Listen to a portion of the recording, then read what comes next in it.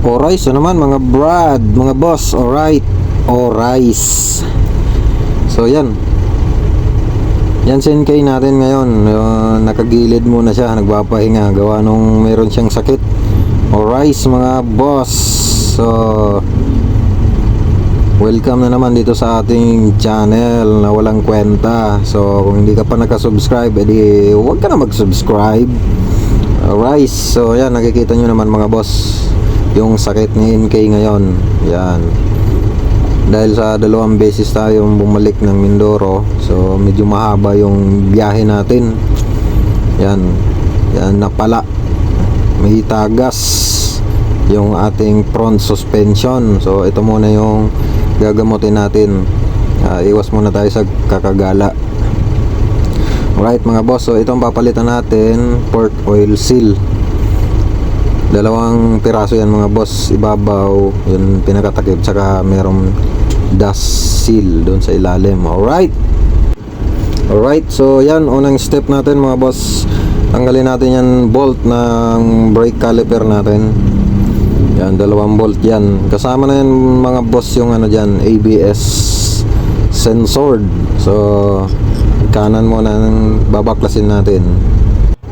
So yan, ABS sensor dyan mga boss. Yan, ingatang hindi maputol yung wire para hindi magkaletse-letse.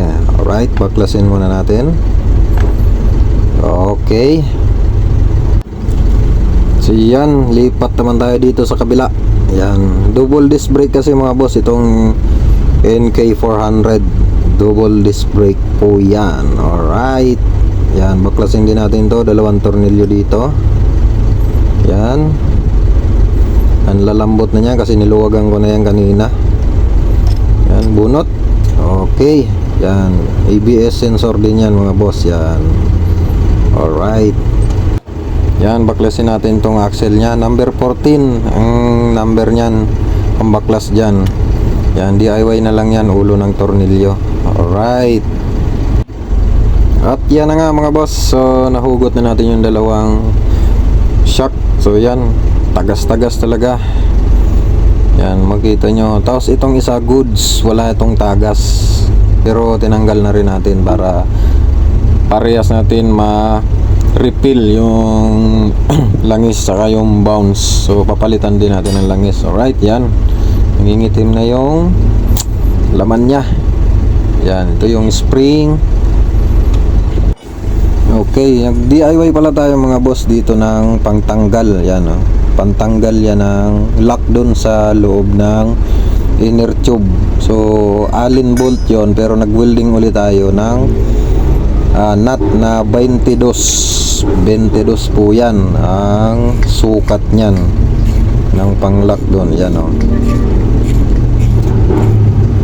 may allen po yan sa dulo, tapos yung inaapakan natin, yun ang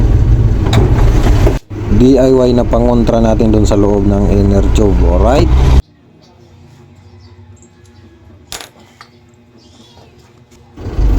alright, yan, nabunot na nga natin. Ayan, yan yung sinasabi kong sinasalpakan ng 22 na nut. Alright, so yan na yung inner tube na pumutok yung oil seal. So ang kaparehas nito mga boss, yan yung parang sa roser din yung inner tube nya, may lock dyan sa dulo. Yan, nalinis na nga natin yung spring, lilinis na yan, inner tube. So ready na yan, so ready na sa repack. Yan, ito yung isa hindi na natin binaklas kasi goods pa naman. Tapos ito yung oil seal na bago, yan yung ipapalit natin. Yan, 2 yan mga boss, pang ibabaw at saka pang ilalim. Alright, so ito naman yung gagamitin nating langis, yan yung ilalagay natin. So may mga basher na naman dyan. Bucket oil yung nilagay ko, 20W50, malapot po yan. So may kanya-kanya po tayong trip kung anong gusto nyong ilagay. Mayroong tuti, mayroong pork oil. So tayo, langis tayo. Langis po ang nilalagay natin. Kung doon kayo komportable, komportable din ako dito sa langis.